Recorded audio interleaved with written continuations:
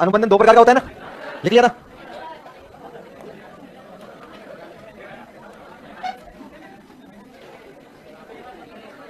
अच्छा, हमने जब आपको याद हो तो एक लिस्ट बनाई थी कि प्रमुख जनक कौन कौन है, उनमें हमने लिखा था कि संबंधन का जनक कौन है, कौन था, थॉर्नडाइक। और हमने वो लिखी क्रिया प्रसूत अनुक्रिया, उसमें एक उदाहरण और लिखना है, क्रिया प्रसूत अनुक्रिया में लिखो, क्रिया प्रसूत अनुक्रिया में एक उदाहरण लिखो। स्किनर बॉक्स में एक एक चीज लिखनी पड़ती है, एक एक शब्द लिखना पड़ता है, का के की लिखनी पड़ती है, पता नहीं कौन सी स्कूलों में पढ़ के आए हो। स्किनर बॉक्स में चूहे द्वारा, स्किनर बॉक्स में चूहे द्वारा लीवर दबाना, स्किनर बॉक्स में चूहे द्वारा लीवर दबाना, स्किनर बॉक्स में चूहे द्वारा लीवर दबाना, ठीक है। अब सुनो ध्यान से, मैंने कहा अनुबंधन कितने प्रकार का होता है। अच्छा, हमने जो प्रमुख जनक लिखे उनमें लिखा था संबंधन का जनक कौन है, अनुबंधन का जनक कौन है, पावलोव। उसमें फिर लिखा कि एस टाइप अनुबंधन का जनक कौन है, लिखा था, नहीं लिखे थे हमने। देखो देखो नीचे से 3 नंबर देखो, है एस टाइप अनुबंधन के जनक कौन है, पावलोव। एक लिखा था मैंने आर टाइप अनुबंधन के जनक कौन है, इसका मतलब अनुबंधन दो प्रकार का होता है। कितने प्रकार का होता है, अब शांति से सुनो, लिखना नहीं है। एक होता है एस टाइप अनुबंधन और एक होता है आर टाइप अनुबंधन। सुनिएगा ध्यान से, एस टाइप अनुबंधन का मतलब, इस एस का मतलब होता है स्टिमुलस। क्या होता है, स्टिमुलस। अच्छा, इसका मतलब यह हो गया कि उद्दीपक द्वारा स्थापित किया गया अनुबंधन। किसके द्वारा, उद्दीपक द्वारा सीखा गया अनुबंधन। मतलब एक अनुक्रिया को उद्दीपक के कारण इतनी बार दोहराई गई कि आपने उस अनुक्रिया को सीख लिया, तो वो हो गया उद्दीपक द्वारा स्थापित किया गया अनुबंधन। इसको हम लोग बोलते हैं एस टाइप अनुबंधन। इसको एक दूसरे नाम से जानते हैं हम लोग, इसको बोलते हैं प्रतिवादी अनुबंधन। क्या बोलते हैं, प्रतिवादी अनुबंधन। इसका क्यों जानते हैं, इसको मैं कह सकता हूं कि प्रतिवादी अनुक्रिया के कारण सीखा गया अनुबंधन। प्रतिवादी अनुक्रिया क्या होती है, जिसमें उद्दीपक ज्ञात है, किसके कारण क्रिया की जा रही है, उद्दीपक के कारण की जा रही है। इसका मतलब उद्दीपक के कारण जो क्रिया की जा रही है उससे जो व्यवहार स्थापित हो रहा है ना, उसको हम लोग बोलते हैं एस टाइप अनुबंधन। एस का मतलब स्टिमुलस होता है, समझ गए मेरी बात को, एस टाइप अनुबंधन। और इसका जनक कौन है, पावलोव। बताओ पावलोव ने अनुबंधन स्थापित किया था कि नहीं किया था, लगातार उद्दीपक प्रस्तुत किया उसके सामने। मैं ये नहीं कह रहा कौन सा था उद्दीपक, स्वाभाविक है स्वाभाविक, लेकिन लगातार घंटी बजाई भोजन दिया, घंटी बजाई भोजन दिया, तो क्या स्थापित हो गया था, अनुबंधन। लेकिन वो अनुबंधन वादन जो कुत्ते ने लाल देना शुरू किया था वो इस उद्दीपक का ही परिणाम था। यदि ये उद्दीपक नहीं होता तो कुत्ता लाल देना शुरू नहीं करता। इसका मतलब वहां जो क्रिया की जा रही थी वो क्रिया प्रतिवादी अनुक्रिया थी, और प्रतिवादी अनुक्रिया के द्वारा अनुबंधन स्थापित होता है, उसको प्रतिवादी अनुबंधन बोलते हैं हम लोग। और ये जनक कौन हो जाएंगे, पावलोव हो जाएंगे। इस आर का मतलब होता है, इस आर का मतलब होता है रिस्पॉन्स। अच्छा, रिस्पॉन्स से ज्यादा ये होता है रिइंफोर्समेंट। रिइंफोर्समेंट, रिइंफोर्समेंट मतलब क्या होता है, पुनर्बल। अच्छा, मैं ये कहूंगा कि ऐसी अनुक्रिया जिसमें उद्दीपक ज्ञात नहीं होता है, इसके बिना ही अनुक्रिया की जाती है, क्या कहलाती है, क्रिया प्रसूत अनुक्रिया। मैं कहता हूं क्रिया प्रसूत अनुक्रिया के द्वारा यदि अनुबंधन स्थापित होता हो ना, क्रिया प्रसूत अनुक्रिया के द्वारा, इस प्रकार का अनुबंधन कहलाता है आर टाइप अनुबंधन। मतलब जिसमें उद्दीपक ज्ञात नहीं है, बिना उद्दीपक के ही क्रिया की जा रही है, वो क्रिया क्रिया प्रसूत कहलाई कि नहीं गई। अच्छा, क्रिया प्रसूत अनुक्रिया, देखिए शब्द को भी देखिए, क्रिया यानी अनुक्रिया, क्रिया मतलब अनुक्रिया हो सकती है, प्रसूत यानी जन्म देने वाली, प्रसूत यानी जन्म देना। इसका मतलब क्रिया ने जन्म दिया किसको, अनुक्रिया। मैं कहूंगा क्रिया ने क्रिया को जन्म दिया या अनुक्रिया ने अनुक्रिया को जन्म दिया। क्रिया के कारण क्रिया हो रही है, किसके कारण हो रही है, क्रिया के कारण। तो क्रिया प्रसूत अनुक्रिया के माध्यम से यदि जो अनुबंधन स्थापित होता है उसको हम लोग बोलते हैं आर टाइप अनुबंधन। मैं दूसरी भाषा में से ये भी बोल सकता हूं, इसको मैं क्रिया प्रसूत अनुबंधन भी बोल सकता हूं, आर टाइप नहीं बोलूंगा, इसको मैं क्रिया प्रसूत अनुबंधन भी बोल सकता हूं। दूसरी भाषा में ये भी कह सकता हूं कि ये ऐसा अनुबंधन पुनर्बलन के कारण सीखा जाता है। किसके कारण सीखा जाता है, क्योंकि आप प्रेरित किससे हैं, पुनर्बलन से, और आप लगातार क्रिया कर रहे हैं कि नहीं कर रहे हैं, पुनर्बलन से प्रेरित होकर इतनी बार क्रिया करें कि आपको अनुक्रिया का आप में क्या हो जाए, अनुबंधन हो जाए, उस अनुक्रिया को आप लोग सीख जाए। तो इस प्रकार का अनुबंधन क्या कहलाएगा, आर टाइप। और इसके जनक कौन है, स्किनर है। लिखो क्या लिखा आपने, ये अनुबंधन दो प्रकार का होता है। नंबर 1 लिखो एस टाइप अनुबंधन, एस टाइप अनुबंधन, एस टाइप अनुबंधन, एस टाइप अनुबंधन। एस टाइप अनुबंधन में कोष्टक में लिख लोगे एस बराबर स्टिमुलस, एस बराबर स्टिमुलस। समझे ना मेरी बात को। फिर नीचे लिखो एस टाइप में लिखो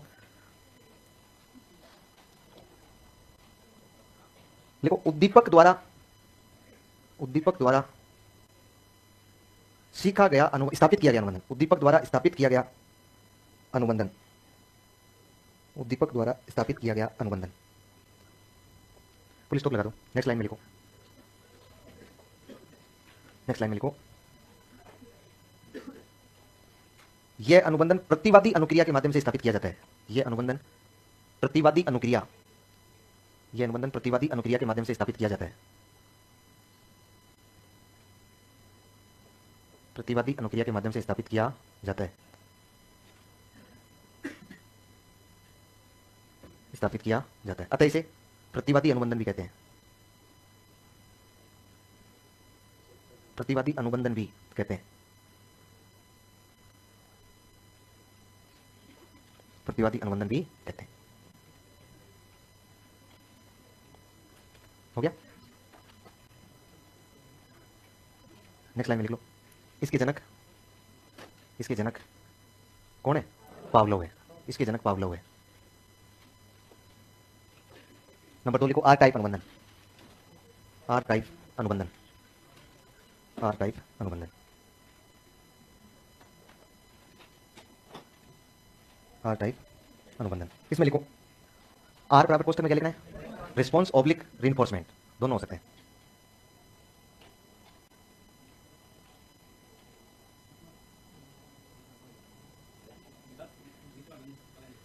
रीइंफोर्समेंट का पहले 15 बार लिख दिया मैंने। अब आप थोड़ा पीछे देख के लिख लो तो यार, पुनर्कलम में लिखा हुआ है। मुझे दुख दोगे, खुद दुख नहीं झेलोगे। पहले कई बार लिख दिया यार मैंने। अरे याद तो मुझे भी नहीं रहे, तभी तो ऐसे लिखा होगा यार। हाँ फिर यहाँ नहीं आएगा ये।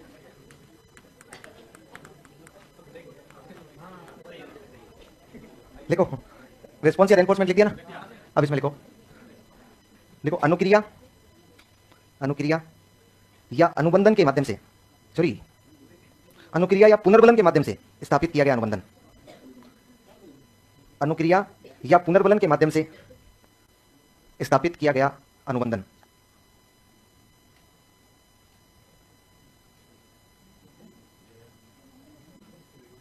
स्थापित किया गया अनुबंधन, फुल स्टॉप लगाना है, फिर आगे लिखना है। उसमें क्या लिखा था? लिखो, यह अनुबंधन, यह अनुबंधन क्रिया प्रसूत अनुक्रिया, यह अनुबंधन क्रिया प्रसूत अनुक्रिया के द्वारा स्थापित, क्रिया प्रसूत अनुक्रिया के द्वारा स्थापित किया जाता है, स्थापित किया जाता है। अतः इसे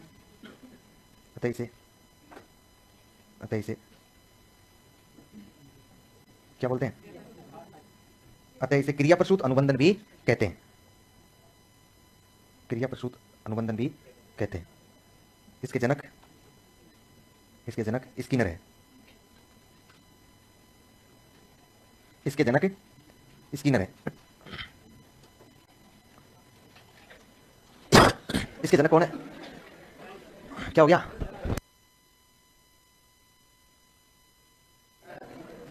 तुम डरो नहीं भूतों से, मेरे से डरो तुम।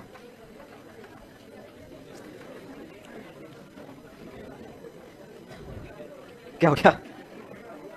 हैं? क्या हो गया रे? समझ गई क्या? हैं? वापस चलाऊं? वापस दोबारा बोलूं? किसको समझाऊं दोबारा? अनुबंधन को या वापस एस आर को? हाँ, अरे एस का मतलब होता है स्टिमुलस, मतलब उद्दीपक प्रकार का। किस प्रकार का? उद्दीपक प्रकार का। अच्छा देखो, आपको ना अनुबंधन स्थापित करना है। अनुबंधन स्थापित करना मतलब क्रिया को सीखना है, क्रिया की आदत डालनी है। क्रिया मतलब काम की, कार्य किसकी? जैसे मान लो कुत्ते द्वारा लार देनी है। कुत्ते द्वारा क्या देनी है? लार देनी है। अब कुत्ते द्वारा लार तब दी जाएगी जब कुत्ते के सामने लगातार भोजन घंटी लगातार लंबे समय तक चलेगा, तो कुत्ता उसके आदी हो जाएगा। आदी तो है ना कुत्ता, लेकिन जो आदी होकर वो लार दे रहा है उसका मूल कारण तो कौन सी क्रिया है? प्रतिवादी क्रिया है कि नहीं है? प्रतिवादी क्रिया का मतलब जिसमें उद्दीपक ज्ञात है, इस प्रकार की तो क्रिया करवाई जा रही है कुत्ते से, इसलिए इसको हमने प्रतिवादी अनुबंधन कह दिया। ये एस टाइप हो गया, मतलब स्टिमुलस से स्थापित हुई है। समझ पा रहे? लेकिन हम लोगों ने इधर, अब मैं सिद्धांत समझाऊंगा तब समझ में आएगा दूसरा वाला तो, लेकिन फिर भी मैं आपको बताता हूं, हम लोगों ने इधर इस प्रकार की क्रियाएं की, जैसे हेलमेट लगाना, जैसे सीट बेल्ट बांधना, इसमें कोई उद्दीपक नहीं है, बिना उद्दीपक के। लेकिन बालक से बिना उद्दीपक क्रिया करेगा तो क्यों करेगा? क्योंकि पुनर्बलन के लिए कर रहा है। बालक ने एक बार हेलमेट लगाया, उसको पुनर्बलन दिया, दोबारा हेलमेट लगाया, पुनर्बलन दिया, तीसरी बार हेलमेट लगाया, उसको पुनर्बलन दिया, तो धीरे धीरे उस पुनर्बलन द्वारा वो बालक उस क्रिया को अपने व्यवहार में ले आएगा ना, अनुबंधन स्थापित हो जाएगा नहीं हो जाएगा। इसलिए हम इसको बोलते हैं अनुक्रिया द्वारा, मतलब क्रियाएं कर करके या फिर पुनर्बलन के द्वारा क्रिया करके अनुबंधन करना। आर टाइप हो जाएगा, जनक कौन हो जाएगा? स्किनर हो जाएगा। अब स्किनर कौन पढ़ेंगे तब हमें समझ में आएगा कि वास्तव में ये क्या कहना चाहता है। उधर वाला हम लोग समझ गए प्रतिवादी अनुबंधन क्या होता है। तीसरा वाला उदाहरण ये सिद्धांत लिखो। हमने बीच वाली चीजें क्लियर कर ली है, पहला और दूसरा सिद्धांत पहले पढ़ लिया था हमने। अब कौन सा नंबर का सिद्धांत लिखना है? 3 नंबर का सिद्धांत लिखो। क्या नाम है 3 नंबर के सिद्धांत का? क्रिया प्रसूत अनुक्रिया का सिद्धांत। क्रिया प्रसूत अनुक्रिया का सिद्धांत किसने दिया है? बीएफ स्किनर ने। कहां का रहने वाला है? वेरी गुड, अमेरिका का रहने वाला है। बता सकते हैं कि इसने प्रयोग किस पर किया? 2 किए थे, एक तो किया था चूहे पर और एक किस पर किया? कबूतर पर। एक तो चूहे पर किया और एक किस पर किया? कबूतर पर। चूहे पर तो इसने प्रयोग किए थे, याद नहीं करना आपको ना, लेकिन आपके दिमाग में डाउट नहीं है इसलिए बता रहा हूं। 1938 में किया था चूहे पर, कबूतर पर 1943 में किए थे। वो प्रयोग बहुत प्रसिद्ध हुए इसके। क्रिया प्रसूत अनुक्रिया। अच्छा, इसमें उद्दीपक क्या था? हैं? उद्दीपक क्या था? अरे उद्दीपक क्या था इसमें, उद्दीपक पूछ रहा हूं मैं, उद्दीपक था क्या? ऐसी क्रिया जिसमें उद्दीपक नहीं हो और उसके बिना ही की जाए वो क्रिया प्रस्तुत अनुक्रिया कहलाती है। इसका मतलब इसमें उद्दीपक नहीं था, उद्दीपक वाला जमाना चला गया। उद्दीपक कौन कह रहे हैं? थॉर्नडाइक और पावलोव। ये कह रहा है कि मैं तो बिना उद्दीपक के क्या करवाऊंगा क्रिया, और बिना उद्दीपक के क्रिया करवाऊंगा, इसका मतलब किससे प्रेरित होकर करेगा? पुनर्बलन से। किससे प्रेरित होकर करेगा? पुनर्बलन से। अच्छा, इसको इंग्लिश में हम लोग बोलते हैं ऑपरेंट रिस्पॉन्स थ्योरी, है ना? Operant response theory. हाँ हाँ, ऑपरेंट कंडीशनिंग बोलेंगे, ऑपरेंट रिस्पॉन्स बोलेंगे, आगे इसके उपनाम में लिख लेंगे वो। चूहे और कबूतर पर प्रयोग किया इसने।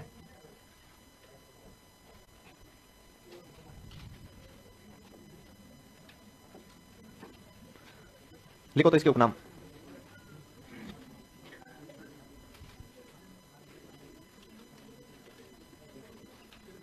इसके उपनाम लिखो।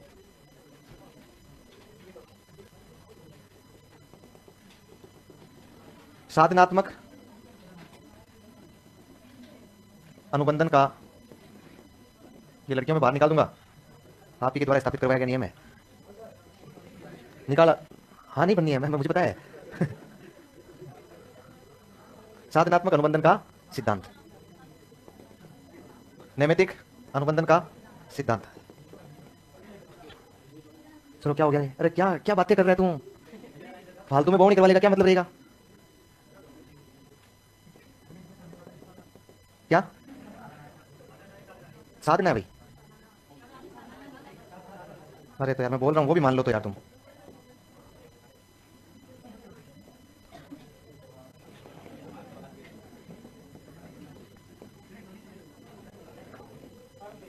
देखो देखो वापस भूल गए सर, इनको पता ही नहीं क्या हुआ है? नहीं इनको पता ही नहीं कि आपकी बात क्या शर्तें लगी हुई है।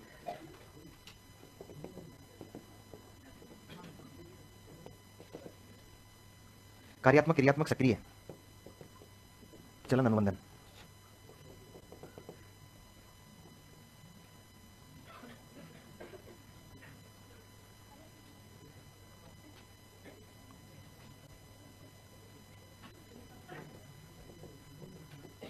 अनुक्रिया उद्दीपक का सिद्धांत, उद्दीपक का सिद्धांत। ले अब लिख ले, लिख लो। 8वां भी लिखना, 9वां भी लिखना, बोल दो, लिखो तो। अनुक्रिया अनुबंधन का सिद्धांत, अनुक्रिया अनुबंधन का सिद्धांत।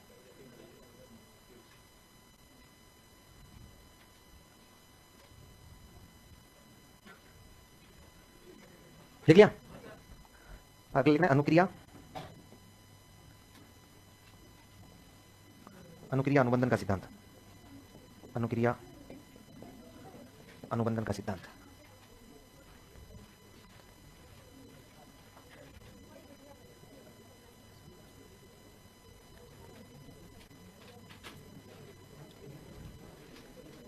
हो गया। साधनात्मक, नैमित्तिक, कार्यात्मक, क्रियात्मक, सक्रिय, चलन, अनुक्रिया, उद्दीपक और आरएस थ्योरी, आरएस थ्योरी।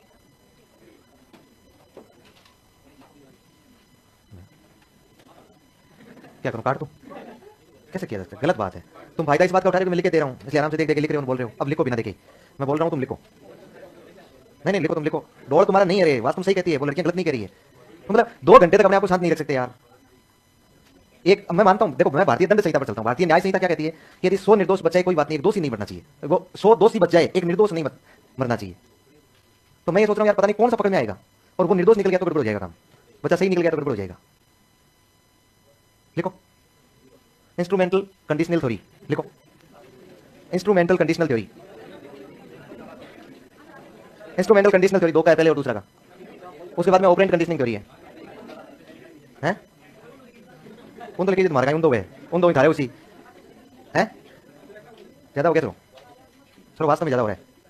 मतलब मुझे इतना पता नहीं था कि आपको कॉम्प्लेक्स भेजे जाने के बाद आप इतने बिगड़ जाओगे, इतनी उम्मीद मैंने नहीं की थी। मैं सोचा यार बहुत भला भेज होगा, जैसा जैसा भेजा था ना उस हिसाब से मैंने कहा यार अच्छा भेज होगा, उसको पढ़ा क्या देता हूँ।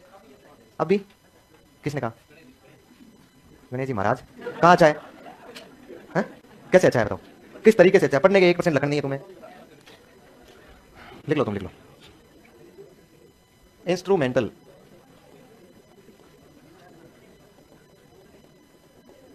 Conditional theory,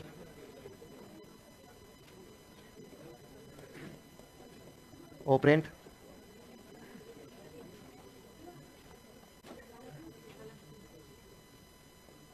conditional theory.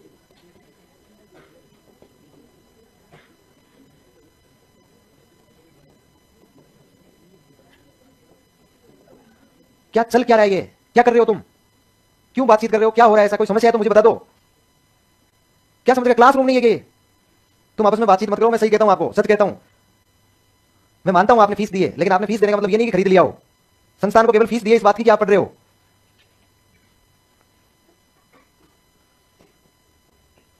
हमारी भाषा में इसे तीतर का बाल कहते हैं। यार 1 मिनट के लिए आदमी शांत नहीं हो सकता। बोल तो ये है कि तुम्हें कैसे कबूतर नहीं आ रहा है, तुम्हें पता नहीं है कैसे लिखा जाता है, कैसे पढ़ा जाता है, ये लगन नहीं है तुम्हें। तुम्हें ये बोलेंगे कि कहा, तो बोले लिख के बताओ कहा।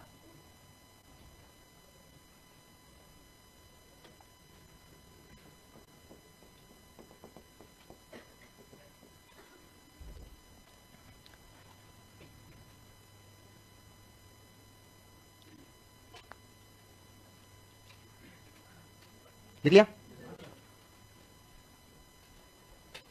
आगे लिखो शैक्षिक महत्व है।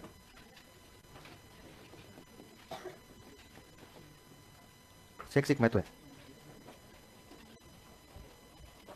लिखो। नंबर 1 लिखो, यह सिद्धांत करके सीखने पर आधारित है। यह सिद्धांत करके सीखने पर आधारित है। यह सिद्धांत करके सीखने पर आधारित है। नंबर 1।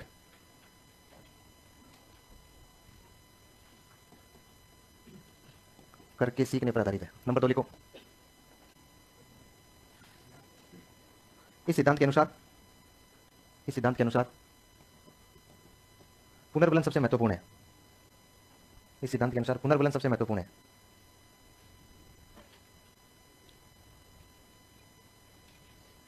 नेक्स्ट लिखो, स्किनर का मानना है कि, स्किनर का मानना है कि, स्किनर का मानना है कि पुनर्बलन चाहे सकारात्मक हो या नकारात्मक, पुनर्बलन चाहे सकारात्मक हो या नकारात्मक, चाहे सकारात्मक हो या नकारात्मक, तुरंत तुरंत एवं छोटे छोटे टुकड़ों के रूप में देना चाहिए। तुरंत एवं टुकड़ों के रूप में देना चाहिए, एवं टुकड़ों के रूप में देना चाहिए। नेक्स्ट लिखो, देखो हमारी शिक्षण अधिगम प्रक्रिया में, हमारी शिक्षण अधिगम प्रक्रिया में पुरस्कार एवं दंड, हमारी शिक्षण अधिगम प्रक्रिया में पुरस्कार एवं दंड इसी सिद्धांत की देन है। इसी सिद्धांत की देन है। इसी सिद्धांत की देन है। नेक्स्ट लिखो, लिखो टीवी, रेडियो, पंखा, मोबाइल आदि को चलाना सीखना, आदि को चलाना सीखना, चलाना सीखना इसी सिद्धांत के उदाहरण है।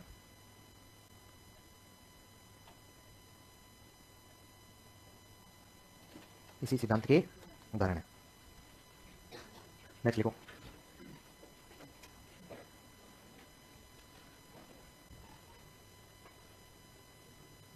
लिखो आकृतिकरण, आकृतिकरण कोष्टक में लिखना शेपिंग, आकृतिकरण, शेपिंग एवं श्रृंखलाकरण,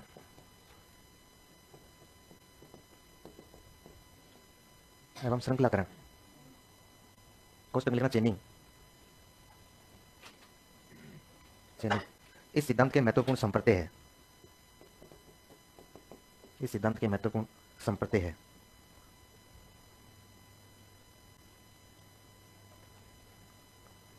शैक्षिक महत्व पूरे हो गए, आगे नोट लगा के लिखो।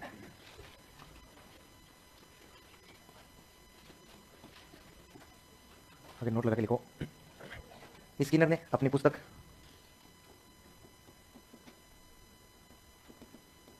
स्किनर ने अपनी पुस्तक टेक्नोलॉजी ऑफ टीचिंग, स्किनर ने अपनी पुस्तक टेक्नोलॉजी ऑफ टीचिंग, अपनी पुस्तक टेक्नोलॉजी ऑफ टीचिंग में सूक्ष्म शिक्षण, में सूक्ष्म शिक्षण कोष्टक में लिखना माइक्रो टीचिंग, स्किनर ने अपनी पुस्तक टेक्नोलॉजी ऑफ टीचिंग में सूक्ष्म शिक्षण एवं एवं अभिक्रमित अनुदेशन एवं अभिक्रमित अनुदेशन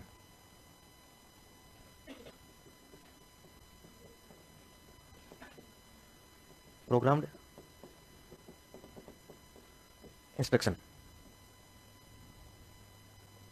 प्रोग्राम्ड इंस्ट्रक्शन की अवधारणा प्रस्तुत की अवधारणा प्रस्तुत की अवधारणा प्रस्तुत की अवधारणा प्रस्तुत की। क्रिया प्रस्तुत अनुक्रिया का सिद्धांत किसने दिया? स्किनर ने। ऑपरेंट कंडीशन रेस्पॉन्स क्या होता है? बिना उद्दीपक के क्रिया करना। प्रयोग किस पर किया? चूहे पर और कबूतर पर। चूहे और कबूतर पर प्रयोग करके इसने ये साबित कर दिया कि अब बिना उद्दीपक की क्रिया होगी, और इसलिए इस सिद्धांत को हम लोग साधनात्मक अनुबंधन बोलते हैं। एक नया अनुबंधन हो गया रिस्पॉन्स के द्वारा, इसलिए इसको हम लोग बोलते हैं नैमित्तिक अनुबंधन। फिर इस ऑपरेंट को हिंदी में बोलते हैं हम लोग कार्यात्मक, क्रियात्मक, सक्रिय या चलन। फिर इसमें पहले अनुक्रिया हो रही है, बाद में उद्दीपक दिया जा रहा है, इसलिए अनुक्रिया उद्दीपक हो गया। आर एस थ्योरी हो गया, अब तक एस आर थे, और इसी को क्या कहते हैं हम लोग? अनुक्रिया अनुबंधन। फिर इसके एजुकेशनल इंपोर्टेंस की बात करें तो करके सीखने पर बल देता है, लेकिन ये सर्वाधिक बल किस पर देता है? पुनर्बल। ये कह रहा है पुनर्बल दो, तुरंत दो, टुकड़ों के रूप में दो, इसलिए हम लोग दंड और पुरस्कार देने लगे। दंड और पुरस्कार इसी पर आधारित। एक बालक रेडियो, टीवी चलाता है, पंखा चलाता है, मोबाइल चलाना सीखता है, तो किस पर आधारित होता है? इसी के सिद्धांत पर होता है। इससे एक तो शेपिंग हो सकती है, एक इससे क्या हो सकती है? चेनिंग, मतलब कोई भी आकृति निर्माण की जा सकती है और किसी प्रकार की श्रृंखला का निर्माण भी किया जा सकता है। और इसने अपनी किताब भी लिख दी जिसमें लिखा टेक्नोलॉजी ऑफ टीचिंग। इसमें दो अवधारणाएं हमारे सामने प्रस्तुत की, एक माइक्रो टीचिंग की और एक हमारे सामने की थी प्रोग्राम्ड इंस्ट्रक्शन की। अगला नंबर सिद्धांत लिखो, मतलब इतना ही समझ में आता है मुझे, इतना ही समझाऊंगा मैं, आता ही इतना ही है मुझे। एप्लीकेशन दे दो कि समझ में नहीं आ रहा है, टीचर बदल दो। कितना नंबर है? 4 नंबर लिखो। सूझ एवं, देखो मेरे ख्याल से इस संस्थान में मेरे से ज्यादा स्टूडेंट को बोलने का अवसर किसी ने नहीं दिया होगा, और आपने उसको बहुत गलत तरीके से ले लिया। अब मैं थक गया हूं आपसे, मुझे इतना कहना आज तक सारे बच्चों को मिलाकर इतना नहीं कहना पड़ेगा, शांत रहो। किसी बच्चे को कहना ही नहीं पड़ा मुझे कि आप चुप रहो। ये तो कहने की बात होती है, ये तो छोटे बच्चों को कहने की बात होती है, जो पहली दूसरी क्लास के बच्चे होते हैं उनको कहते हैं चुप रहो। मैं आपको इस स्तर पर आगे कह रहा हूं कि आप चुप रहो, इसका मतलब है कि यार मेरा जमीर नहीं मान रहा है कि यार ये स्टूडेंट है, कतई नहीं मान रहा है। हाँ मैं मानता हूं आपको इस उम्र में ये बातें समझ में नहीं आ रही, अभी तो आपका ईगो बहुत भयंकर टकरा रहा है, ईगो टकरा रहा है आपका इस बात से। लेकिन यार पढ़ने आए हो ना तो पढ़ लो, बातें करनी है तो यार बाहर जाके कर लो। मैं मेरे जितना बोलने का अवसर क्लास में कोई नहीं देगा, और देता हो तो मुझे बता दो। आपने इतने दिन हो गए क्लास लेते हुए, कोई आपको इतना बोलने का अवसर देता है? कोई ये कहता है कि बताओ, कोई ये कहता है कि फेंको, कहता है कि इस पर बताओ, इस पर चर्चा करें हम लोग, कोई भी कहता होगा क्या? नहीं कहता। आपने गलत फायदा उठा रहे ना आप।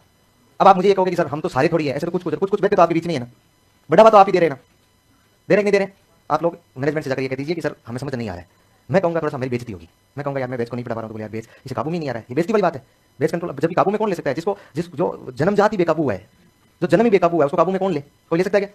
नहीं ले सकता है। तो ये जितना समझ में आ रहा है, मेरा समझाने का तरीका है कि बिना इंट्रेक्शन के समझ नहीं आएगा, बिना उल्टी सीधी बातें किए चीजें समझ नहीं आएगी, और चीजें समझ नहीं आएगी तब तक पढ़ने का कोई फायदा नहीं है। और आप चाहो कि ये प्रोफेशनल तरीके से होकर पढ़ाएं तो उस तरीके से, तो यही तरीका है पढ़ने का, एकमात्र यही तरीका है। सिद्धांत नंबर 4 लिखो, सोच एवं अंतर्दृष्टि। सोच एवं अंतर्दृष्टि लिखो। मैं मान रहा हूं कि आपको बहुत बुरा लग रहा है, लेकिन शायद मेरे से बुरा नहीं लग रहा होगा। सोच एवं अंतर्दृष्टि का सिद्धांत दिमाग खराब करके रख दिया यार। मैं 3 दिन से केवल एक ही काम में लगा हूं, यार तुम चुप रह जाओ, यार तुम चुप रह जाओ। मुझे लग रहा है हो क्या रहा है यार, कि क्यों हो रहा है ऐसा, क्या कारण है, आखिर इसका रीजन क्या है? हाँ बोलो तुम। मैं जब कहता हूं मौका देता हूं तब तुम जितना हो सके उतना बोलो यार। मैं यहाँ लिखता जा रहा हूं, इधर देख रहा हूं, तुम लिखते जा रहे हो, बकवास करते जा रहे हो, क्या मतलब है इस बात का? इस बात से यही साबित होता है कि भाई हमें जब तक ढीला छोड़ा जाएगा उतने में हम लोग बातचीत तेवर देंगे, शुरू कर देंगे। इस बात का यही मतलब है। गलत कह रहा हूं मैं? गलत तो नहीं कह रहा हूं ना? आपको पूछ रहा हूं मैं, हाँ गलत तो नहीं कह रहा हूं मैं? गलत कह रहा हूं? गलत कह रहा हूं?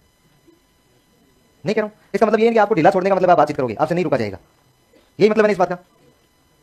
सोच एवं अंतर्दृष्टि का सिद्धांत किसने दिया है? लिख लो। कोहलर। कहां का रहने वाला है? जर्मनी का रहने वाला है, जर्मनी का। पिछले 11 साल के इतिहास का पहला बैच है जिसको मैं ये कह रहा हूं यार तुम चुप रह जाओ। बाकी तो मुझे कहते हैं, बाकी वाले बैच तो मुझे कहते हैं, बोले बस अब इतनी बस, अब समझ में आ गया पूरा। और ये बैच, इस बैच को मैं कह रहा हूं तुम चुप रह जाओ। मतलब किस स्तर पे जाके कह रहा हूं?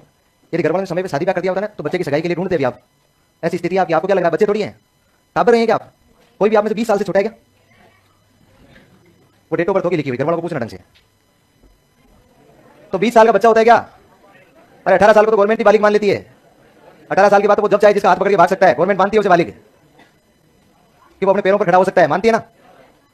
आप पैरों पर खड़ा होने की बजाय पैरों पर कुल्हाड़ी मार रहे हैं, खड़े तो बाद में होंगे। सोच एवं अंतर्दृष्टि का सिद्धांत कोहलर ने, इसको बोलते हैं इनसाइड थ्योरी। इनसाइड थ्योरी कहां का रहने वाला है? प्रयोग किस पर किया? चिंपांजी पर। चिंपांजी का नाम क्या था? सुल्तान।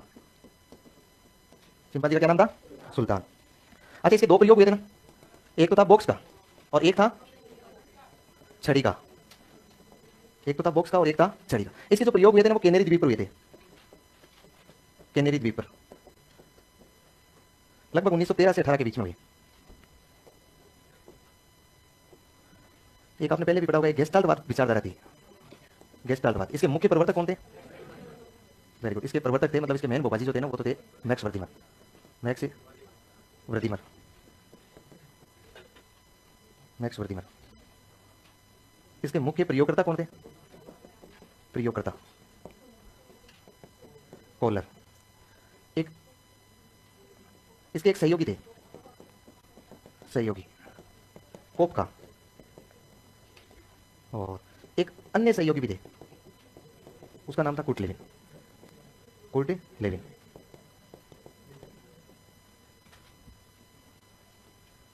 सूर्य एवं अंतर्दृष्टि का सिद्धांत, इनसाइड थ्योरी प्रयोग चिंपांजी पर किया, सुल्तान बॉक्स का प्रयोग, छड़ी का प्रयोग, और कौन सा द्वीप है? कैनेरी द्वीप। इसने कोई किताब भी लिखी थी क्या? इसने किताब भी लिखी थी, गेस्टाल्ट साइकोलॉजी। गेस्टाल्ट साइकोलॉजी किताब लिखी है, गेस्टाल्ट साइकोलॉजी। लिख लिया?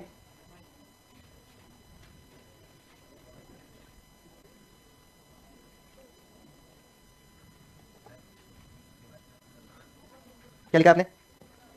ये लिख लिया गेस्टाल्ट साइकोलॉजी। लिखो उपनाम।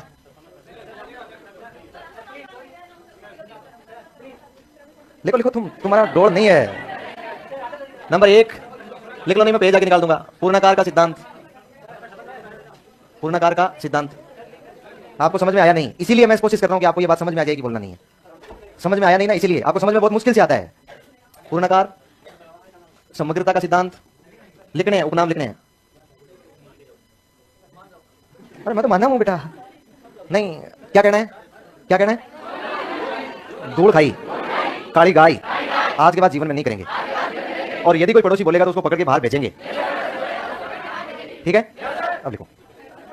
हाँ समझाऊंगा, लिखो।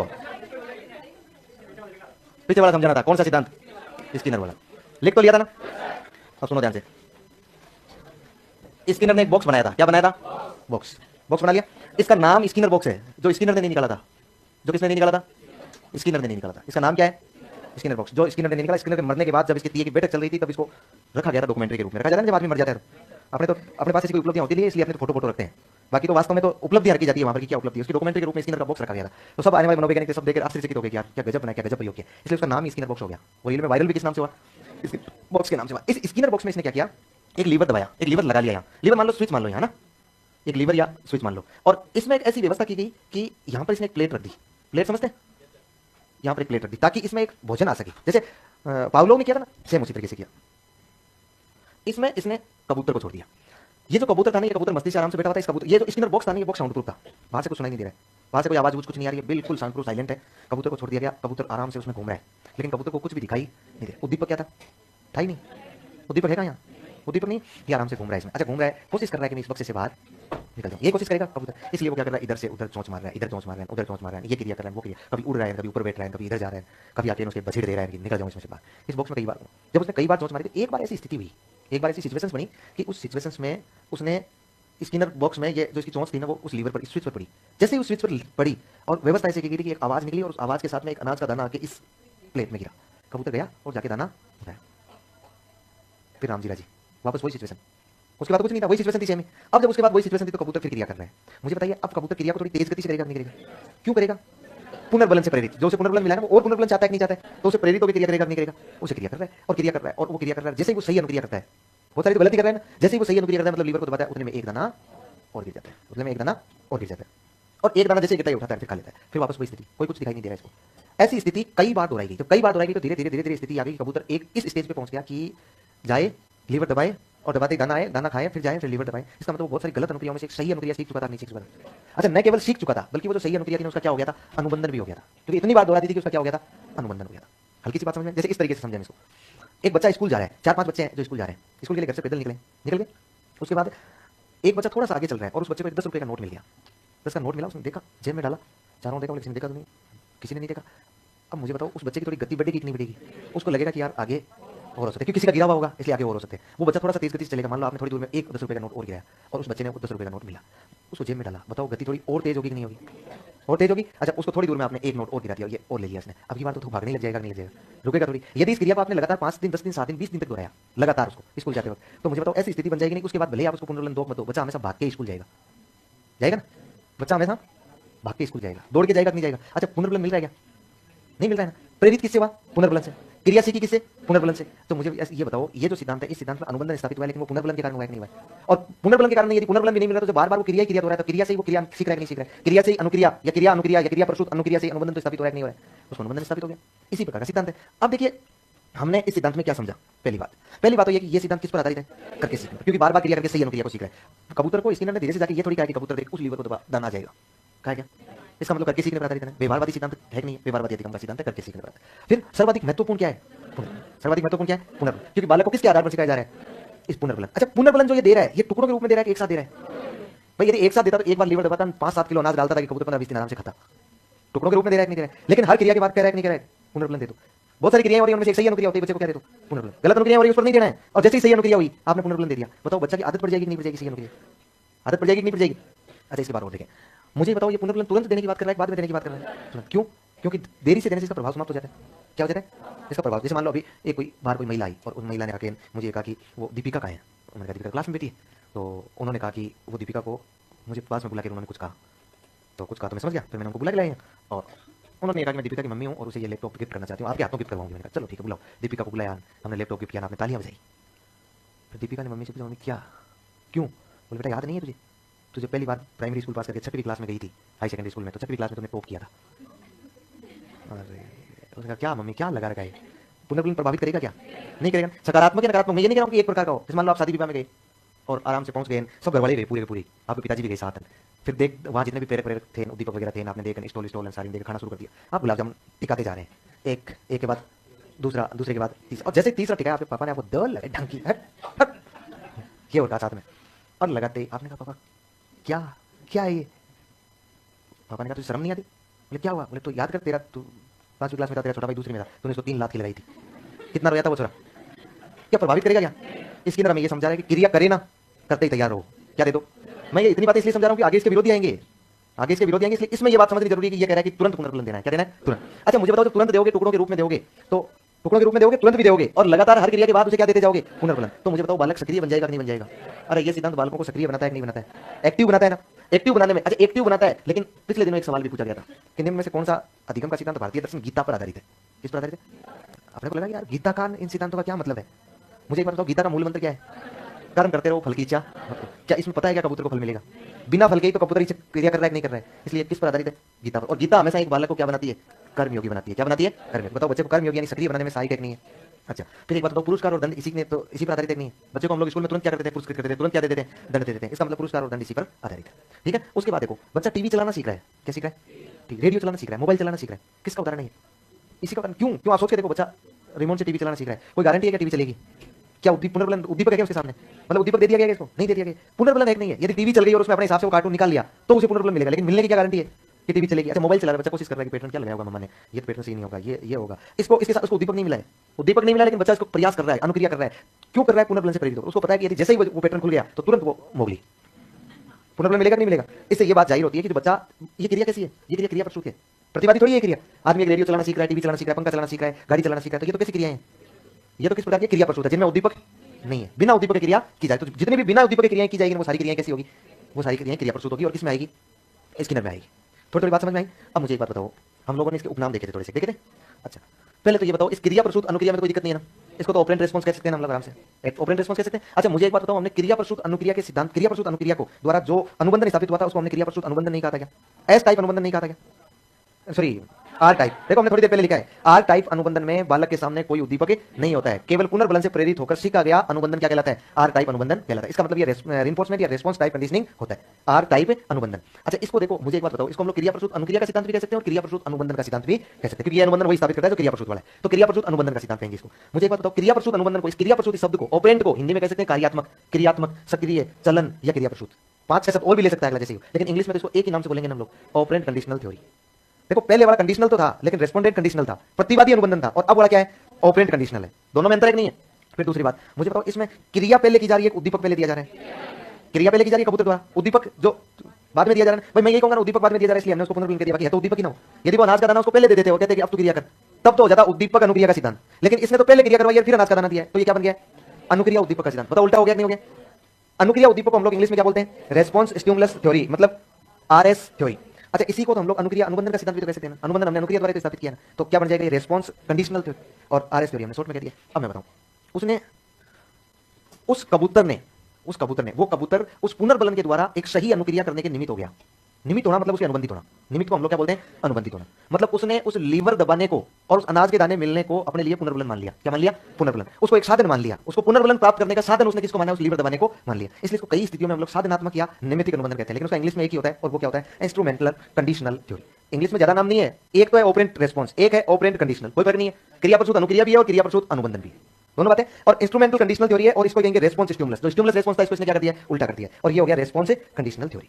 बात समझ में आ रही है। ये सिद्धांत किसका सिद्धांत है, ये सिद्धांत हमारा है स्किनर का सिद्धांत। किसका है, स्किनर का सिद्धांत।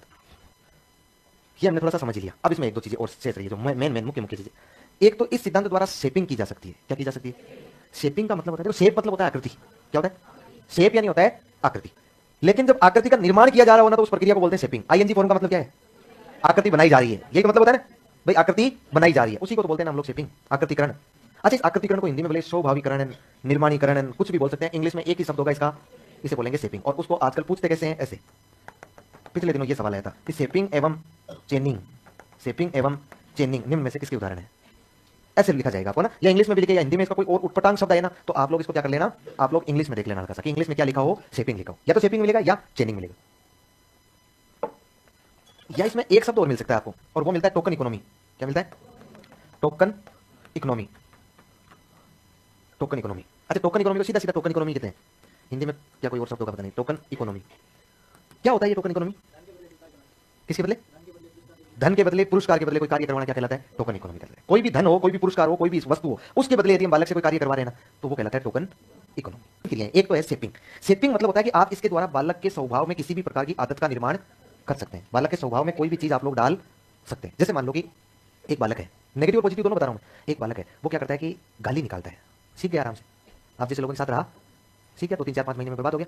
अब जब वो बर्बाद हो गया, छोटे बच्चे की बात कर रहा हूं, जब बर्बाद हो गया तो वो वापस अपने घर पहुंचा, तब ऐसी हालत देखी गई कि तो एक लाइन में 3-4 बार, एक वाक्य में भी 3-4 बार। जैसे कोई घर वाली बात कर रहे हैं, मान लो उसकी मम्मी पापा ही बात कर रहे हैं, वो छोटा सा गया और घर वाले उसे कुछ ले रहे हैं या कुछ कह रहे हैं, और पापा जी ने उसको मना कर दिया, तो वो कहता है कि मैं देख लूंगा। बोले तू क्या देख लेगा, पापा जी ने एक थप्पड़ लगाई, क्या देख लेगा। उतने में फिर खड़ा होकर, ले मैं बताता हूँ, एक ईंट लेकिन तेरी निकालना शुरू कर दिया उसने। उन्होंने कहा ये कहाँ से सीख गया, तो उसको पता ही नहीं लग रहा है, क्योंकि वो उसके स्वभाव में आ चुकी है वो चीजें।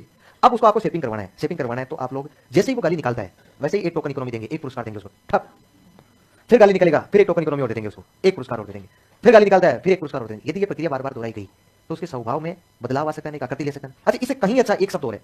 जैसे मान लो एक बालक है, सुबह 5 बजे उठा, सुबह 5 बजे उठा, आपने कहा शाबाश बेटा, ये बहुत बड़ी बात है, तो सुबह 5 बजे उठ रहा है। बताओ, आपने उसको पुरस्कार दिया नहीं दिया। बालक दूसरे दिन 5 बजे उठेगा नहीं उठेगा, दूसरे दिन 5 बजे उठा, 5 बजे उठा दूसरे दिन, तो आपने दूसरे दिन तो फिर सब घर वाले उठे, घर वालों के सामने कहा कि यार छोरा कितना कितना अच्छा है यार, छोरा 5 बजे उठ रहा है, ये तो 5 बजे उठ रहा है, इतना काम कर रहा है यार। मैं तो, मुझे तो पता लगा कि यार छोरा बर्बाद हो चुका है, जब बर्बाद नहीं हुआ है, ये तो 5 बजे उठ रहा है। बताओ, और मोटिवेशन मिला नहीं मिला, पुनर्बलन नहीं था। नहीं, तीसरे दिन फिर कितने बजे उठेगा, तीसरे दिन फिर 5 बजे उठा, और उठ के वो काम कर लिया, पढ़ रहा है। उसके पिताजी ने अपनी बार में रिश्तेदारों को फोन किया, और फोन के कह रहे हैं कि मेरा छोरा है ना, मुझे आज पता लगा यार कितना अच्छा लगता है, सुबह 5 बजे उठ अपने आप काम पूरा निपटा के पढ़ने लग जाता है। मोटिवेशन मिला नहीं मिला। यदि ऐसी प्रक्रिया 4-5 बार, 6 बार, 10 बार दोहराई गई, तो मुझे बताइए वो 5 बजे उठना उसके स्वभाव में आ जाएगा, नहीं आ जाएगा। एक आकृति, एक शेप बन जाएगी कि नहीं बन जाएगी, कि मुझे इस प्रकार का काम करना है, इस प्रकार। जैसे एक बालक चोरी करके लाया और उसको एक फटका लगाया, दोबारा चोरी नहीं करेगा, दोबारा करके लाया, फिर लगाया, तीसरी बार, तो उसकी एक स्वभाव ने एक आकृति बना ली है कि उसको चोरी नहीं करेगी। लेकिन यदि एक बच्चा चोरी करके लाया, या एक बच्चे ने गाली निकाली, एक बच्चे ने गाली निकाली, हमने उस गाली को सुना, हमने कहा यार छोरा कितनी सुंदर गाली निकालता है, हंसे उस पर। मोटिवेशन मिला नहीं मिला, पुनर्बलन था नहीं था। बताओ, अब जब भी उसे मिलेंगे, 2 निकालेगा नहीं निकालेगा, आपने कहा निकाल निकाल, अब की बार उसने ग्रोथ कर ली उसमें, और ग्रोथ करके थोड़ा सा और सीरियस पहुंच गया, और नॉनवेज की ओर चला गया वो, और उसने गजब वाली निकाली। तो गजब वाली निकाली, आपने कहा रुक रुक यार, कितनी गजब निकालता है, एक बार और सुना यार। उसने 2-4 बार और सुनाई, फिर आपने उसको कहा रुक तो अपने दोस्त को वीडियो कॉल किया, बोले देख यार मेरे पास एक छोरा है और कितनी गजब गाली निकाल रहा है यार, मतलब कितनी फराटेदार निकाल रहा है यार। लगातार यदि 5-10 बार ये क्रिया दोहराई जाएगी, बताओ शेपिंग हो जाएगी कि नहीं हो जाएगी, आकृति में बढ़ जाएगा नहीं बढ़ जाएगा। कोई भी कार्य, शेपिंग का मतलब होता है एक वह कोई भी प्रक्रिया है जो किसी अनुक्रिया को बालक में, किसी अनुक्रिया को बालक में पुनर्बलन के आधार पर उसको प्रोत्साहन दिया जाता है, उस प्रक्रिया को बोलते हैं शेपिंग। शेपिंग के साथ चेनिंग भी कर रहा है। क्या कर रहा है, चेनिंग का मतलब होता है श्रृंखला, क्या करना, श्रृंखला। लेकिन श्रृंखला, सही श्रृंखला का निर्माण करना, क्या करना। क्या छोटा बच्चा ये जानता है क्या कि तार्किक क्रम क्या होता है, क्योंकि उसके पास तार्किक चिंतन तो होता ही नहीं है। उस बच्चे के पास तार्किक चिंतन नहीं होता, तो वो बच्चा ये जानता नहीं है कि तार्किक चिंतन क्या, तार्किकता क्या है। अब नहीं समझा आप तार्किक चिंतन क्या है क्या नहीं। क्या छोटा बच्चे के सामने आप लोग उसे एक ही आकार की, मतलब एक ही डिजाइन की छोटी बड़ी करके कुछ वस्तुएं देंगे 5-7 उसको, और उसको कहेंगे कि बेटा इनको बड़ी से लेकर छोटी तक व्यवस्थित कर दे, क्या वो क्रम से व्यवस्थित कर पाएगा, क्या नहीं कर पाएगा। वो नीचे छोटी रखेगा, उसके ऊपर बड़ी रख देगा, उल्टी सीधी हो जाएगी। ये चेनिंग होती है। किसी कार्य को तार्किक ढंग से उसके अपेक्षित क्रम में तैयार करना या बनाना क्या कहलाता है, शेपिंग, चेनिंग कहलाता है। समझ रहे। जैसे और उदाहरण देखिए आप छोटा सा, क्या छोटा बालक होता है उसको गिनती आती है कि काउंटिंग 1 से 100 तक? वो जो काउंटिंग सीख रहा होता है तो उसकी हालत देखिएगा आप, वो सीख रहा होता है तो कहता है 1, बोले काउंटिंग सुना, वो सुनाता है 1 2 3 8 17 6 3 9 ऐसे सुनाते हैं। उसको पता है कि इसका क्रम क्या है? नहीं पता है। अब देखिए हम लोग यहाँ स्किनर को काम ले सकते हैं, यहाँ स्किनर को चेनिंग बनवाई जा सकती है, स्किनर कह रहे हैं यहाँ चेनिंग हो सकती है। यदि आप काम लेते हैं तो वो उस बालक से आप बोलने को कहेंगे, और बालक जितनी देर सही बोल रहा है ना उस पर तो आप उसे कहेंगे शाबाश बेटा सही बोलिए, और जैसे ही वो गलत बोल रहा है उसको कहेंगे नहीं नहीं, क्योंकि आप पुनर्बलन दे रहे हैं उसे तुरंत, चाहे सकारात्मक है या नकारात्मक। तो बच्चे ने दोबारा बोलनी शुरू करेगी 1 2 3, आप कहते जाएंगे शाबाश बेटा शाबाश, 4 5 8, नहीं नहीं नहीं उसको रोक देंगे वहीं, फिर कहेंगे दोबारा शुरू कर। मुझे बताओ इस तरह से करते करते करते करते इस पुनर्बलन के आधार पर आप एक तार्किक क्रम में व्यवस्थित कर देंगे कि नहीं कर देंगे? तो ये क्या बन जाएगा? चेनिंग। अब चेनिंग से कोई सा भी कार्य करवाया जा सकता है, शेपिंग से कोई सा भी कार्य करवाया जा सकता है, और ये कौन करवा रहा है? स्किनर। किसके आधार पर करवा रहा है? पुनर्बलन के आधार। किसके आधार पर करवा रहा है? पुनर्बलन के आधार। हो गया? भूल थोड़ी जाएंगे आप। शेपिंग मतलब आकृति बनाना, और चेनिंग मतलब एक श्रृंखला बनाना, किन्हीं कार्यों को सही व्यवस्थित ढंग से करवाना, क्रमबद्ध करवाना। चलिए एक उसमें स्किनर वाले में लिखो, है क्या जगह नहीं? सिर्फ इतना लिखना है कि ये गीता पर आधारित है, ये सिद्धांत गीता भारतीय दर्शन है गीता।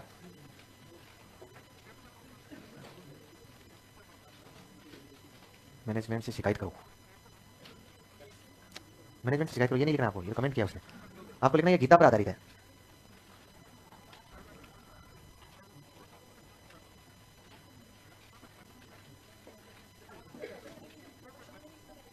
टोकन इकोनॉमी यही है, मतलब किसी पुनर्बल के आधार पर या धन के आधार पर कुछ भी कह सकते हैं, पुरस्कार के आधार पर क्या करते हैं? कार्य करते हैं। खूब मजा लिया आपके ऑनलाइन वालों ने,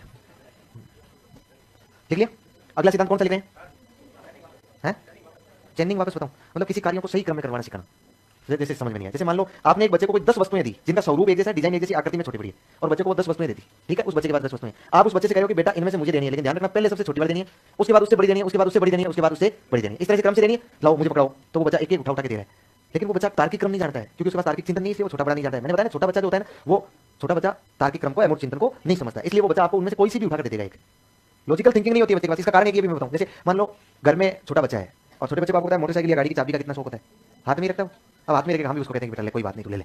अब बच्चा खेलता खेलता पता नहीं कहाँ को गाय को भी, सुबह स्कूल जाते टाइम मिनट तो वही 10 बच्चे हैं, स्कूल पहुंचना है 10 मिनट लगते हैं, स्कूल पहुंचने में मुश्किल से पहुंचेंगे, और जब बाइक पर या गाड़ी के पास गए तो बोले चाबी नहीं है, चाबी ढूंढो, चाबी नहीं, तो चाबी तो कहाँ थी, और उसको दी थी शाम को। कहाँ है बेटा चाबी, कहाँ रखी? चाबी चाबी आओ मैं बताता हूँ, साथ साथ जाएगा, यहाँ रखी थी, कोई जगह कोई लॉजिक नहीं है उस बात का। ऐसे ही आपको बेटा यहाँ कहाँ है, कहाँ रखी है, यहाँ है तो नहीं, ओ अब याद आई मुझे, आओ यहाँ रखी थी। मतलब वो आपको ऐसे घुमाएगा क्योंकि उसके पास लॉजिकल थिंकिंग नहीं। यदि उसके पास लॉजिकल थिंकिंग होती तो वो लॉजिक जोड़ लेता कि मैं शाम को यहाँ गया था, यहाँ जाने के बाद यहाँ गया था, यहाँ जाने के बाद यहाँ गया था, और यहाँ जाने के बाद यहाँ गया था, और चाबी वहां गिर गई थी। उसके पास वो तार्किक क्रम में जोड़ने की व्यवस्था नहीं है, वो विचारों को, वो कार्यों को अभी तार्किक क्रम में नहीं जोड़ पा रहे हैं, इसलिए वो बच्चा इलॉजिकल थिंकिंग करता है। इलॉजिकल थिंकिंग करेगा तो निश्चित सी बात है कि वो जो एक वस्तु है वो वस्तु आपको उठा कर देगा, आप कहेंगे नहीं बेटा ये बड़ी है, अच्छा ये बड़ी है, तो वो वापस रखेगा उसको। आपने पुनर्बलन दिया उसको, ये बड़ी मतलब ये नहीं लूंगा, फिर उसने एक सही वस्तु उठाई है ना, उस वस्तु को उठाते ही आपने कहा शाबाश बेटा ये है, ये भी पुनर्बलन मिल गया। फिर उसने दूसरी वस्तु उठाया, गलत उठाया तो आप कहेंगे नहीं वापस रखते, सही उठा, तो वो उनमें से फिर छटेगा, फिर वो सही छटेगा। इस तरह से धीरे धीरे धीरे धीरे वो किसी कार्य को बिल्कुल उसके अपेक्षित क्रम में करना सीख जाएगा, नहीं सीख जाएगा। वो जैसे छोटा बच्चा होता है उसको नहीं पता, तार्किक चिंतन नहीं होता, उसके बाद रात को 3 बजे भी जग गया ना, रात को 3 बजे जग के कहेगा खेलूंगा खेलूंगा, उसको नहीं पता कौन सा कार्य किस समय किया जाता है, उसको ये भी नहीं पता कि सुबह उठ के पहले हाथ मुंह धोया जाता है, उसके बाद फ्रेश फ्रेश होके आते हैं, उसके बाद नाश्ता पानी करते हैं, नहीं कोई लेना देना नहीं। इसलिए तो उसके पास कोई टाइमिंग नहीं होता है, जब मर्जी होती है तो कार्यक्रम आयोजित कर देता है, उसके पास कोई लॉजिक नहीं है, उसे नहीं पता कि किस समय क्या करना है। तो उस बालक को आप लोग क्या कर सकते हैं इसके द्वारा, किन्हीं कार्यों को बिल्कुल क्रम से सिखा सकते हैं। केवल छोटे बच्चे की बात नहीं है, बड़े बच्चे को भी सिखाया जाता है। आपको भी किसी कार्यों को क्रम से सिखाना है। मान लो मुझे आपको अधिगम के चरण याद करवाने हैं, 8-10 चरण है उसके, अधिगम मैं कह रहा हूं बोल अधिगम के चरण, आपने पहला सही बोला मैंने कहा शाबाश, दूसरा बोल, दूसरा आपने सही बोला मैंने कहा शाबाश, तीसरा आपने गलत बोला मैंने कहा नहीं। इस तरह से मैं धीरे धीरे आपको पुनर्बलन के द्वारा, इसमें मेन बात ध्यान क्या रखनी है, पुनर्बलन। हर क्रिया पर आपको क्या दे देना है, पुनर्बलन, और पुनर्बलन के द्वारा आप लोग उसे कोई सा भी आकृति बना सकते हैं उसके स्वभाव की, और कोई सा भी कार्य उसे तार्किक क्रम में आप लोग सिखा सकते हैं। ये हो जाएगा आपका शेपिंग और चेनिंग। क्या चलिए गीता पर आधारित लिख दिया आपने। अच्छा इसमें दो बात और, इसमें किताब कौन सी लिखी, टेक्नोलॉजी ऑफ टीचिंग, इसको हिंदी में क्या बोलेंगे, शिक्षण की तकनीक, मतलब टीचिंग मेथड। बहुत गजब आदमी है, टीचिंग मेथड पढ़ लिया आपने, इसकी को तो पढ़ा होगा ना, अभिकर्मी तनुदेशन को पढ़ा है ना, अभिकर्मी तनुदेशन को फिर आगे भी कई रूपों में पढ़े नहीं पढ़े आप, उसके आगे कई रूपों में पढ़े। ये टीचिंग मेथड में बहुत काम का है। ये कहता है स्किनर कि न केवल बालक कैसे सीखेगा, बल्कि मैं आपको ये भी बताता हूँ शिक्षक कैसे सिखाएगा, मतलब टीचर को भी पढ़ाने के तरीके बता रहा है। ये किसी बता रहा है, टीचर को। इसका मतलब टीचिंग मेथड सिखा रहा है। तो माइक्रो टीचिंग भी पढ़ ली होगी आपने, माइक्रो टीचिंग। और अब ये प्रोग्राम इंस्ट्रक्शन सबसे पहले इसी ने दिया था। माइक्रो टीचिंग में आप करते हैं ना, कॉलेज में आपने जाके क्या होगा, पहले एक कौशल को तैयार करना है, पहले कौशल को आप आए, आपने कौशल प्रस्तुत किया, पीछे इंस्ट्रक्टर बैठा, उसको पसंद नहीं आया, उसने कहा नहीं दोबारा जाओ वही कौशल, तीसरी बार जाओ वही कौशल, चौथी बार जाओ वही कौशल। अब जो 5-7 बार आपने उस कार्य को दोहराया तो आप लोग उसमें पारंगत हो गए। अब की बार गए तो टीचर ने कर दिया नेक्स्ट कौशल। ये नेक्स्ट कौशल आपके पहले वाले कौशल के सही होने की क्रिया का परिणाम है, पुनर्बलन है कि नहीं है, वही पुनर्बलन। सेम ऐसा ही प्रोग्राम इंस्ट्रक्शन में होता है, सेम इसी प्रकार से आप लोग फ्रेम के रूप में उसे प्रस्तुत करते जाते हैं, और दूसरी फ्रेम आ गई, इसका मतलब आपने पहला कार्य सही किया, और वही क्या बन गया, पुनर्बलन। जैसे नोकिया 1600 में, नोकिया 1200 में, याद आपको एक सांप का गेम हुआ करता था, आप खेलते थे और खेलते थे, उसके इंस्ट्रक्शन कई होते थे, निर्देश कोशिश करते थे, और जैसे ही स्टेप 1 पूरा होता, आप सामने लिखा था स्टेप 2, लेवल 2। अच्छा, जैसे ही लेवल 2 लिखा था आपको एक बड़े सुकून मिलता था कि पुनर्बलन है। पहली जो क्रिया आपने सही की है ना, दूसरी यदि आपको फ्रेम प्राप्त हो गया ना, ये उस पर क्या है, पुनर्बलन। तो ये बात किसकी है, स्किनर की। अपने को ये स्किनर ही सिखाएगा। अब ये कह रहा है कि सर चूहे पर भी क्या प्रयोग था, यही प्रयोग था चूहे पर भी। कबूतर के लिए लीवर ऊपर लगाया गया था, चूहे के लिए थोड़ा नीचे लगाया गया था। तो जो चूहे के पंजे से वो लीवर दब रहा था और उसको क्या मिल रहा था, भोजन मिल रहा था, मतलब अनाज का दाना मिल रहा था, कोई अंतर नहीं था इनमें ना, यही था। चलो, भारतीय दर्शन गीता पर मैंने लिखवा दिया आपको, भारतीय दर्शन गीता पर आधारित। अगला सिद्धांत लिखो, अगला सिद्धांत सूज एवं अंतर्दृष्टि का सिद्धांत कोहलर ने कहां का रहने वाला है, जर्मनी का। प्रयोग किस पर किया, चिंपांजी। ये लिख लिया आपने इतना, मतलब तुम भी कल डाउन करके बैठ गए थे, पूरी क्लास ने लिख लिया है, ये भी नहीं लिखा। लिखो तो लिखो, जिन्होंने लिख लिया वो बैठ बैठ देखो, लिखो देखो लिखो।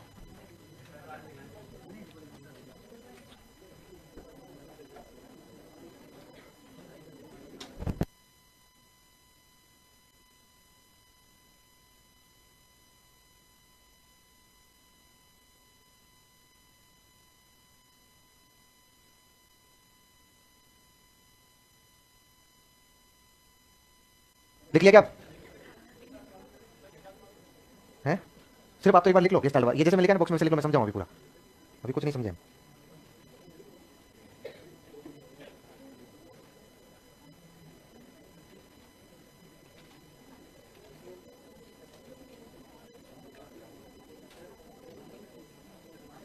अरे लिख लिया क्या, आगे लिखो तो फिर।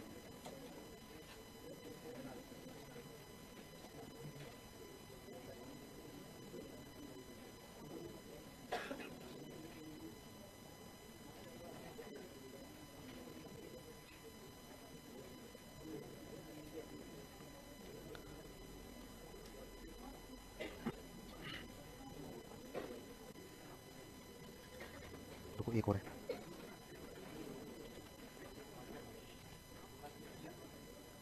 और एक काम की चीज ढूंढ रहा हूँ, पता नहीं मिल जाए आपके नसीब से।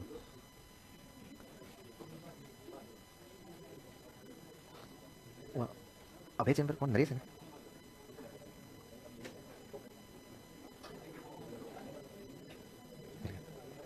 हाँ, ये लिखो आगे वाला।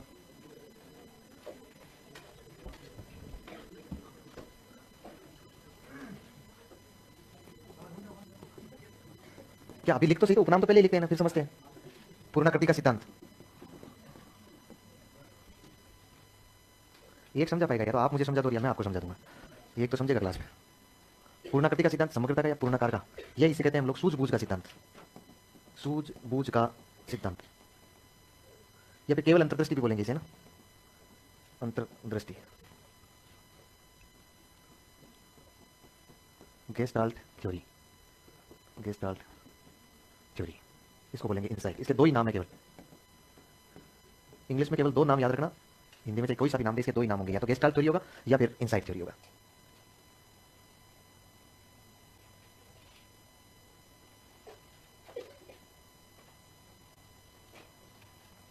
हो गया?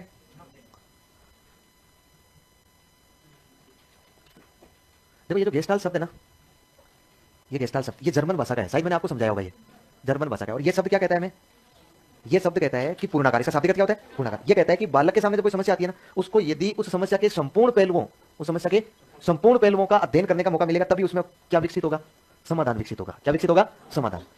क्योंकि जब तक वो संपूर्ण पहलुओं का अध्ययन नहीं करेगा, वो अपनी सभी मानसिक शक्तियों को संगठित करके कार्य नहीं कर पाएगा। यदि मानसिक शक्तियों का संगठन करना है तो निश्चित रूप से आपको पूर्ण रूप में उस समस्या का हल करवाना, मतलब पूर्ण रूप से समस्या को जानना पड़ेगा। यही बात इस गेस्टाल्ट बात की है। इसका मतलब मैं समझ जाऊंगा कि गेस्टाल्ट बात पूर्ण से अंश की बात कर रहा है। याद करो, थोंडाइक अंश से पूर्ण की बात कर रहा था, ये कह रहा है पूर्ण से अंश। देखिए इसने क्या प्रयोग किया, इसका प्रयोग, इसने कमरे में बहुत सारे चिंपांजी को बंद कर दिया।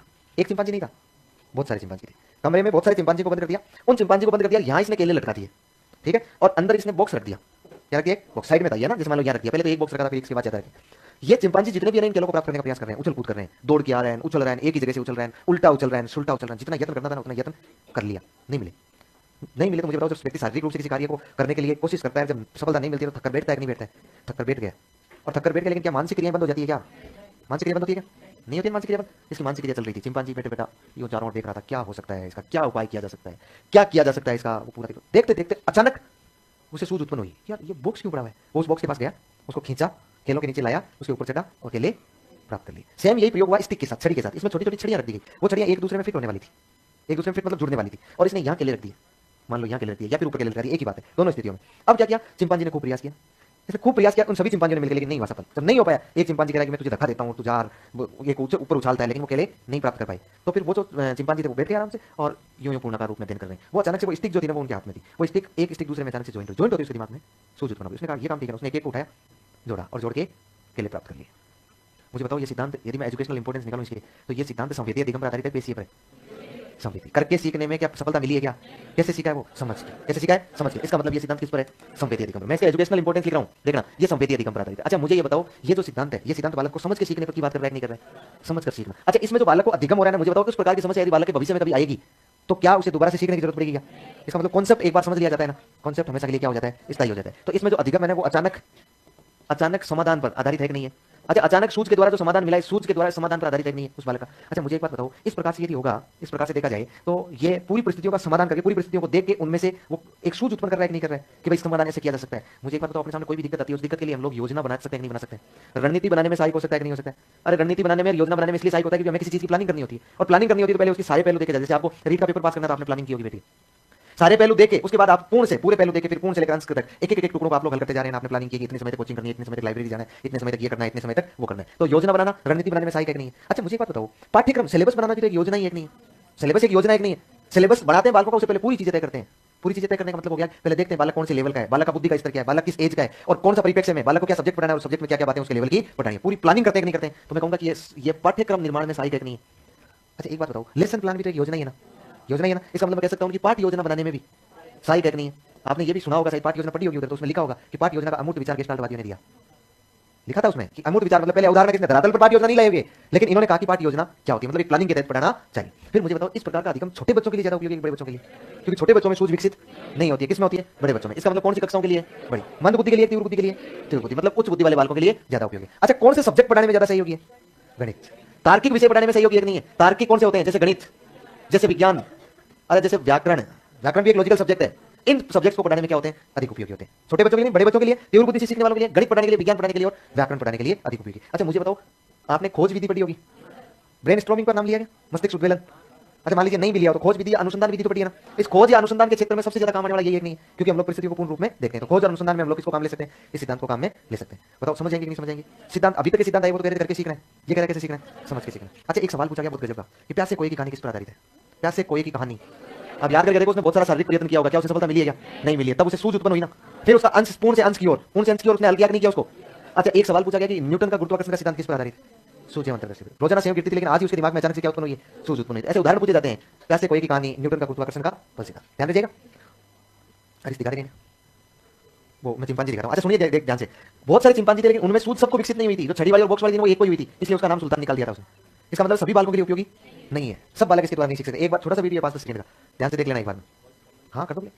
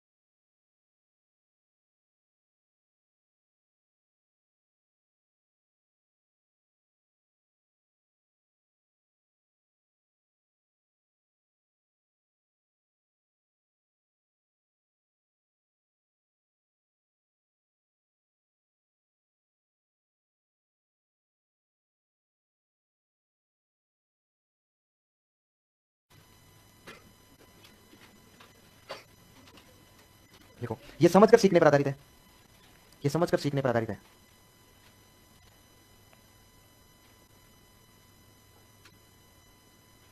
ये समझकर सीखने पर आधारित है। नंबर 2 लिखो, अगला लिखो। इसमें अधिगम, इसमें अधिगम किसी समस्या के अचानक उत्पन्न, इसमें अधिगम किसी समस्या के अचानक उत्पन्न समाधान पर आधारित होता है। अचानक उत्पन्न समाधान पर आधारित होता है।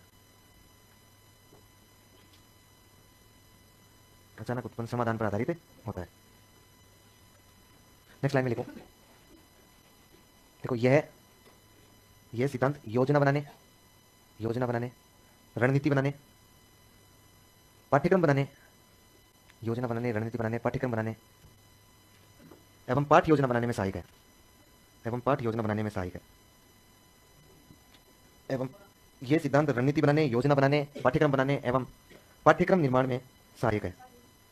हाँ, एक ही बात है ना, लिख लो ना, आप लिखा हुआ पढ़ा है ना चारों क्रम से, पाठ योजना बनाने में सहायक है। ठीक है, नेक्स्ट लिखो, ये बड़ी कक्षाओं एवं उच्च बुद्धि के बालकों, ये बड़ी कक्षाओं एवं उच्च बुद्धि के बालकों हेतु अधिक उपयोगी है। नेक्स्ट लिखो, ये खोज एवं अनुसंधान में अधिक उपयोगी है, ये खोज एवं अनुसंधान में अधिक उपयोगी है, खोज एवं अनुसंधान में अधिक उपयोगी है। नेक्स्ट लिखो, ये पूर्ण से अंश के शिक्षण सूत्र पर आधारित है, ये पूर्ण से अंश के शिक्षण सूत्र पर आधारित है, पूर्ण से अंश के शिक्षण सूत्र पर आधारित है, पूर्ण से अंश के शिक्षण सूत्र पर आधारित है। नेक्स्ट लिखो, देखो यह गणित विज्ञान एवं व्याकरण जैसे तार्किक विषयों के अध्ययन में अधिक उपयोगी है,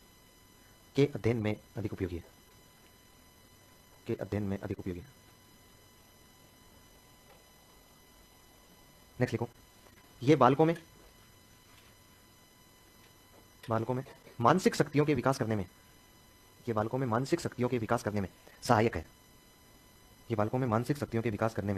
सहायक है, नेक्स्ट लिखो, प्यास से कोई की कहानी सृष्टि करो,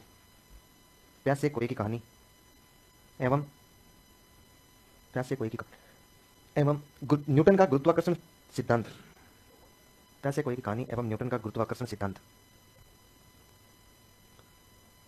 इसी के उदाहरण है। नेक्स्ट में नोट लगा के लिखो,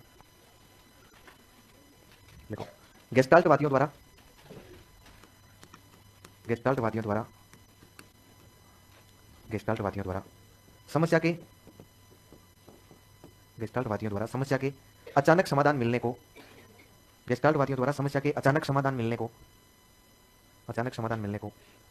आहा अनुभव। अरे जब हम गणित का सवाल हल कर रहे होते 3 बार गलत हो जाता है और फिर अचानक से हमें वो गलती पकड़ में आती है तो हम नहीं कहते हैं क्या, अरे यही था क्या, इसको ये लोग क्या बोलते हैं, आहा अनुभव। अरे शहर वाले नहीं कहते हैं कि गलती पकड़ में आती है तो ओ शिट, है ना, अपने को शिट विट नहीं होता, अपने खोपड़ी में ठोकते हैं, अरे यही था क्या, रिलैक्स फील हुआ कि नहीं हुआ, समस्या का समाधान मिला। इस आहा अनुभव को इंग्लिश में लिखा गया रिलैक्स फील, सिर्फ इतना सा लिखा गया इन्वर्टेड कॉमास में कि आहा अनुभव का संबंध किससे, फिर नीचे ऑप्शन में 4 सिद्धांत लिख दिए गए थे, किससे है ये, गेस्टाल्टवादी। तो आपने लिखा गेस्टाल्टवादियों ने समस्या के अचानक समाधान मिलने को आहा अनुभव, क्वेश्चन में लिखो रिलैक्स फील कहकर पुकारा है। हाँ, गुरुत्वाकर्षण से नहीं जोड़ना है इसको, वो सिद्धांत जो प्रतिपादित किया गया ना, तब न्यूटन को एक सूझ उत्पन्न हुई थी, समझ रहे ना। नहीं आप अपने अंदर बल में इसको फेंकने लग जाओ, पोलर का सिंपैथी का कोई काम नहीं है। चलो अब जाओ और आज वाली बातें कल याद रखनी है, दौड़ को सुधार के रखना है। मैं ही पढ़ाऊंगा, नहीं दूसरा कौन पढ़ेगा।